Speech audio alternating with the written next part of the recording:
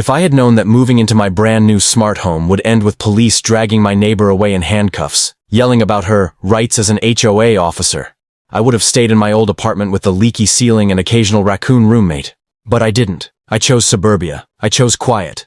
I chose the future. Full automation, security systems, and a mailbox that talked more than my last girlfriend. And Karen, the self-appointed queen of this neighborhood, chose to burn it all down. Literally. She thought I couldn't prove it. She thought technology could be bullied. She didn't know every second was recorded. The first thing I heard when the moving truck pulled into Cedar Ridge Drive was birds. Not cars. Not yelling. Just morning bird song floating through crisp suburban air. It smelled like grass, fresh paint, and possibility. My smart home gleamed at the end of the cul-de-sac like a futuristic toy someone forgot to unwrap. Sleek panels, tinted windows, solar roof. I could practically hear it hum. The real estate agent had called it the crown jewel of the neighborhood. I didn't know how literal that statement was until I noticed all the eyes. Curtains gently shifting as I stepped out, doors cracking open. There was this coordinated curiosity, like I'd interrupted a HOA meeting that never actually ended. I waved awkwardly toward the closest house. A woman froze mid-stare, then stepped out. Short, blonde bob cut like it had a blueprint. She walked with purpose. Too much purpose for a neighborly hello. "New resident?" she asked, but her tone suggested interrogation. "Yep, just moved in," I replied, forcing a friendly smile. "Excited to be here." She nodded curtly. "I'm Karen, HOA vice president. We have rules, important ones." Of course she was. She handed me a thick packet like she was giving me legal documents for a nuclear facility. "Make sure you follow them. We monitor compliance." Those words lingered as she retreated back to her porch, still watching me as if I might suddenly vandalize my own lawn. My smart home lit up when I approached, doors sliding open smoothly. I should have been excited. But that night, my phone buzzed with a message from an unknown number. "Your lawn measurements do not conform to HOA guidelines." I hadn't even unpacked my toothbrush. It was 7 a.m. when I woke up to the sound of my thermostat politely greeting me. "Good morning, Alex." Indoor temperature optimized. The house was trying to be my friend. It was the nicest welcome I'd gotten so far. The same couldn't be said for my phone, which buzzed with another unknown message. "Trash cans visible from the street. This is a violation." I blinked. I hadn't even touched the trash cans since moving in. I peeked outside, and sure enough, a pair of bins had been rolled directly in view of the road. I hadn't put them there. Someone else had. I stepped outside to move them, and there she was like she'd materialized out of a cloud of perfume and rules. Karen, sunglasses, clipboard, pen clicking with judgment. "Morning," she said in a tone that felt like a written complaint. "Hi, did you, roll my trash out here?" She didn't flinch. "Trash must be accessible for inspection." "Inspection? Of what exactly?" "Cardboard crimes?" She narrowed her eyes like sarcasm was a violation too. "Some people try to sneak in the wrong materials. We care about standards here. Cedar Ridge maintains excellence." I stared at the bins, then back at her. "You're inspecting my garbage?" She scribbled something. "Unauthorized smart devices are also subject to review. Your cameras can't point toward another property. That would be a violation." That hit a nerve. "They're motion-based, not spying." She stepped closer, voice cold and deliberate. "Everything spies, including people who move in and change things." Before I could respond, my phone pinged again. This time with a notification from my smart security system. "Motion detected near backyard gate." I looked up. Karen's husband, a silent man with a baseball cap and a leaf blower, was standing behind my fence. Just standing there. "You'll want to keep everything in compliance," Karen said, walking away. I walked back into my house, suddenly aware of every camera, every sensor, and every pair of eyes in the neighborhood. And then a new notification popped onto my screen. "HOA fine issued, $150, reason trash violation." The next morning, my smart refrigerator politely informed me I was out of eggs.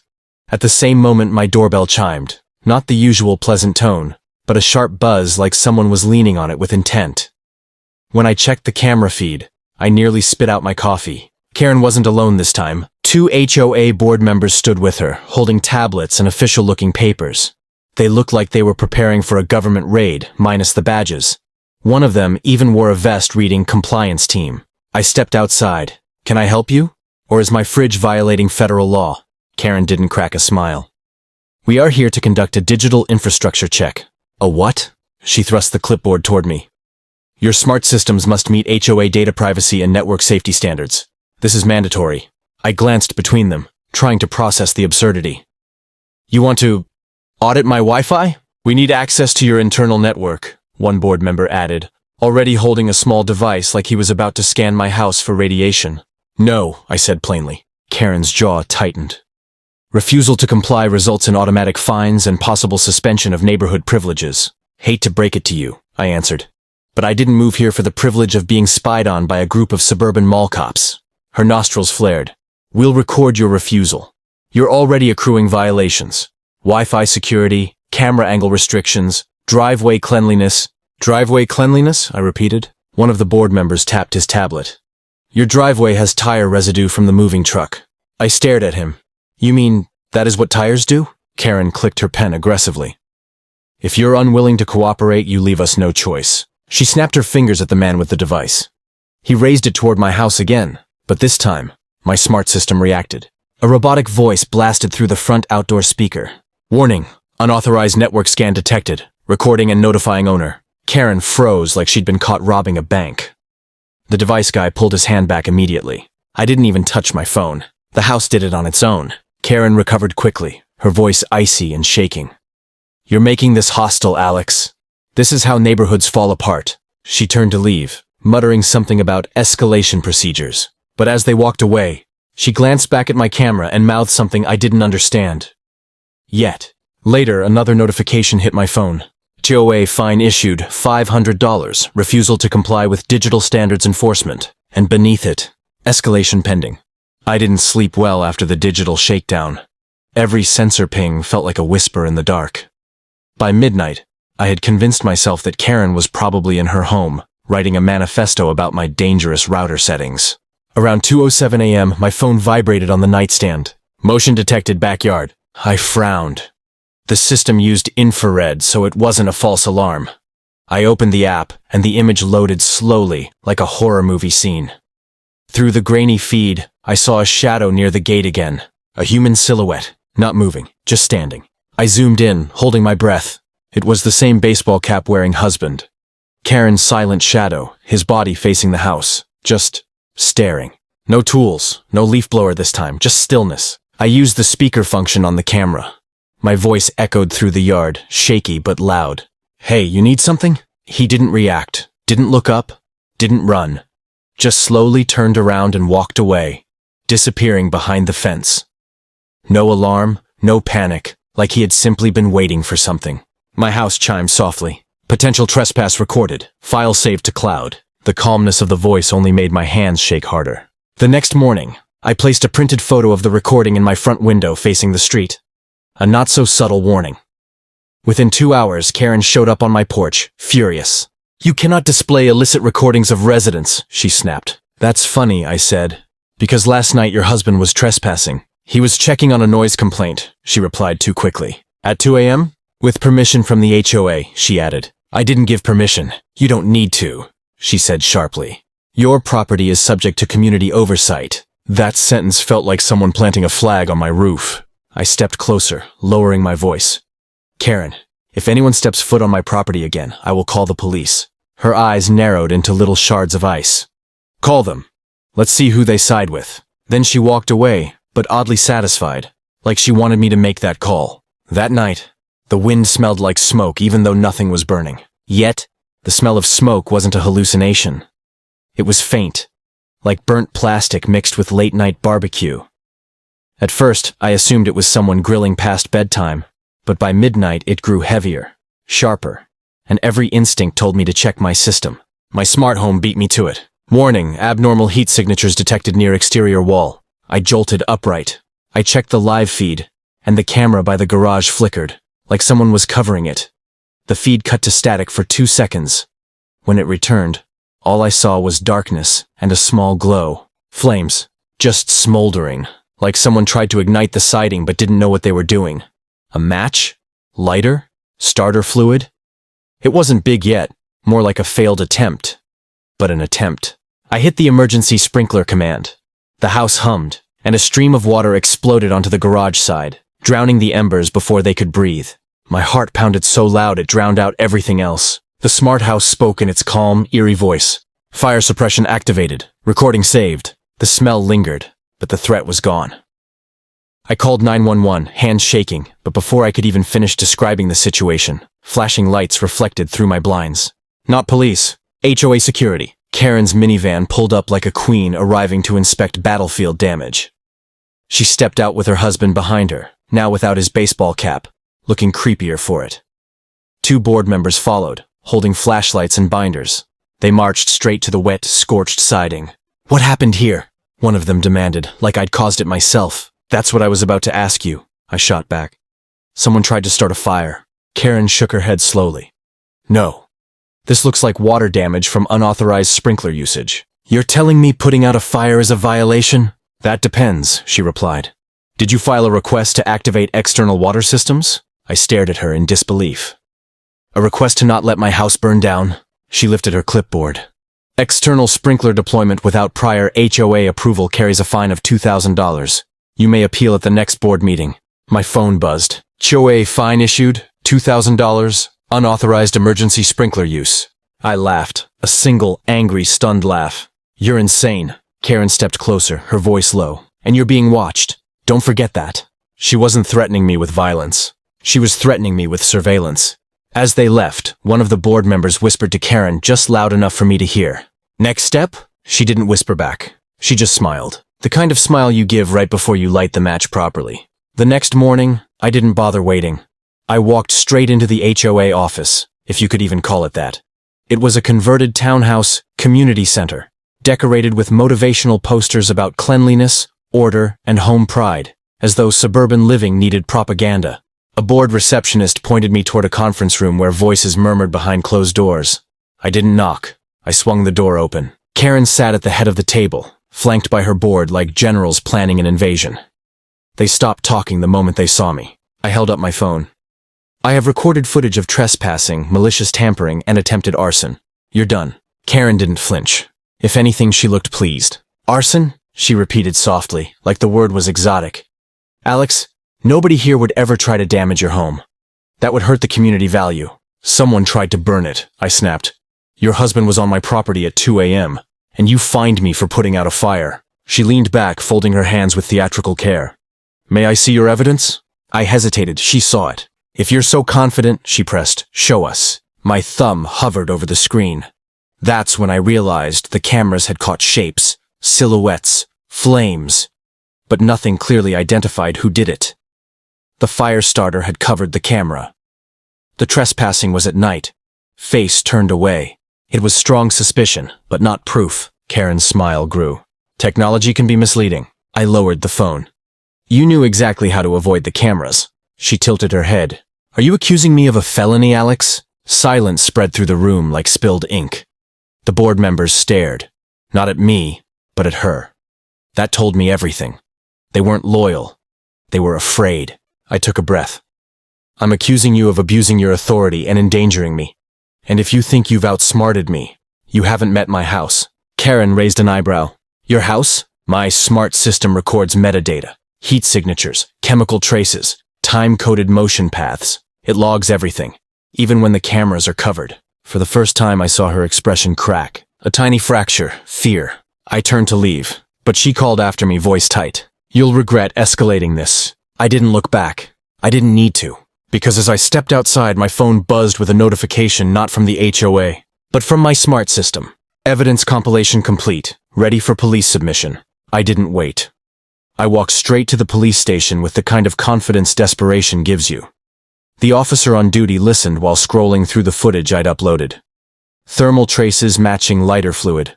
Motion tracking showing a figure approaching from Karen's property. Metadata syncing with the exact time her husband was caught at my fence. He didn't say much, but his eyebrows did. "This isn't amateur vandalism," he finally said. "It's targeted and planned." I nodded, arms folded tight. "They think they're untouchable because it's a neighborhood dispute." "Arson isn't a dispute," he replied. "It's a felony." He printed out a report and walked it to the back office. A few minutes later, another officer came out and asked more questions. Exact camera ranges, timestamps, whether I'd received threats. I told him everything. The fines, the spying, the audit attempt, the midnight visits. His tone changed. You feel targeted? Yes, I answered. And I feel like it's escalating. He nodded. We'll open a formal investigation. Do not confront them again. Let us handle it. For the first time since moving in, I felt something like relief. But relief didn't last long in Cedar Ridge. When I got home, a note was taped to my door. Not typed, not official looking. Handwritten in blocky, all-caps letters. You're making a mistake. Stop. There was no signature. No envelope. Nothing. I looked around. Curtains moved. A door closed quietly across the street. Someone was watching to see how I'd react. The smart system chimed. Unauthorized exterior contact detected. Recording saved. My pulse hammered in my ears. I stepped inside and the house greeted me with a warm glow. Like it sensed something was wrong. Or maybe it was trying to reassure me. At 8 p.m., I got a text from a number I didn't recognize. HOA emergency meeting. You are required to attend. No explanation, no choice. Every instinct told me not to go, but the police wanted more evidence. And Karen was about to hand me all of it. So I texted back one word. I'll be there. As the sun dipped behind the houses, I watched shadows gather in driveways like spectators waiting for a show. A show none of them knew was about to end in handcuffs. I arrived at the emergency meeting expecting a room, a table, and paperwork. What I walked into looked like a tribunal. The HOA board sat in a semicircle, facing a single chair in the middle of the room. My chair. Warm spotlight pointed directly at it like an interrogation lamp. Neighbors stood in the back, whispering, curious, hungry for drama. Suburbia's version of a crowd around a crime scene. Karen stood up before I even sat down. Alex, she announced, voice loud and polished. You have been actively undermining community safety, refusing compliance, and falsely accusing members of criminal behavior. I didn't respond. Instead, I sat slowly, letting her finish the performance. She held up a thick stack of papers. Our records show your smart home system is collecting invasive data on residents. Audio, thermal signatures, camera angles beyond your property line. A murmur rippled through the crowd. Karen had always relied on fear, and tonight she was using it like lighter fluid. That system, she continued, is a threat to privacy. We cannot allow surveillance of innocent homeowners. She turned to the board. We, the Cedar Ridge HOA, hereby order immediate shutdown and deactivation of all smart systems at 1130 Cedar Ridge Drive. Gasps, nervous whispers. She turned toward me with victory in her eyes. You will disconnect everything within 48 hours. Signed, witnessed, and binding. I leaned forward. You want me to turn off the one thing that recorded every crime committed against me? Her expression flickered. I'm protecting this community. No, I said. You're protecting yourself. I tapped my phone. And with that, the community center speakers, yes, those speakers, crackled to life. Then they played it. Video footage, audio recordings, thermal analysis, everything. The projector behind Karen lit up with a grainy thermal video showing Karen's husband approaching my garage wall, carrying a small canister. The flame, the quick retreat. Karen visible behind him, holding a cell phone flashlight. Gasps turned into horrified silence. The police officer I'd spoken to stepped through the doorway, badge visible. Perfect timing, he said calmly. Karen whipped around. This is illegal. He's spying. He hacked. No, the officer cut in. Your neighbor followed the law. You trespassed, attempted arson, and tampered with private security equipment. Her mask shattered. Panic spilled across her face. 2 officers entered behind him. Her husband backed toward the wall. Karen shrieked, You can't arrest me! I am the hoe! Handcuffs snapped shut. These cuffs say otherwise, the officer replied.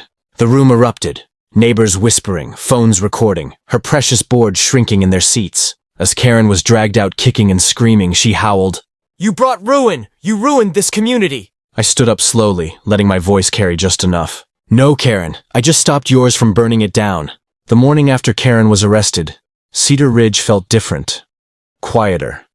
Not peaceful, exactly. More like a storm had passed and everyone was waiting to see what survived. Neighbors who had stared at me through curtains now offered awkward waves. Some nodded respectfully, like we'd gone to war together. The board sent a formal email at 7 a.m. The HOA leadership has been dissolved pending investigation. All recent fines issued to you have been voided. No apology, just damage control. The police confirmed later that lighter fluid traces matched a container found in Karen's garage. They also discovered weeks of printed complaints, photos of my house, and disturbing notes titled, Control Plan. She wasn't protecting the HOA. She was trying to dominate it. Her husband? He admitted everything within hours. Turns out, the silent ones crack first. By noon, a small crowd gathered outside my home. Some brought cookies, others came to thank me. I wasn't looking for praise. I just wanted to live here without needing a lawyer and a fire extinguisher. One neighbor, an older man named Bill, spoke softly. We all knew she was intense. We just never thought she'd go that far. That's the thing about control, I replied. It only grows if no one pushes back. He nodded, eyes heavy with guilt. Over the next few days, the neighborhood transformed. People talked more. Kids played outside again. The patrol of clipboards and passive-aggressive sticky notes vanished. It was strange watching Cedar Ridge breathe for the first time. I stood in my driveway, looking at the repaired spot where the fire had nearly started. My smart home chimed through the outdoor speaker. System secure. Threat level minimal. I exhaled a laugh. Yeah, buddy, we're finally safe. Walking back inside, I realized something unexpected. I didn't hate this place. It wasn't the neighborhood that was toxic. It was the tyrant who ruled it. I poured myself a cup of coffee as the sun set, painting the quiet cul-de-sac gold. The house warmed the room to my preferred temperature, lights adjusting gently. For the first time, it felt less like a fortress, and more like a home. But just before I could relax too much, my phone buzzed with a new notification. HOA restructuring vote. Your participation requested. I smirked. Maybe it was time to make sure this neighborhood never crowned another Karen again. If you thought this HOA nightmare was wild, hit that subscribe button so you never miss another insane true story drama. Drop a comment below. Would you survive living next to a Karen like this? And don't forget to like the video if you want more real-life neighborhood chaos.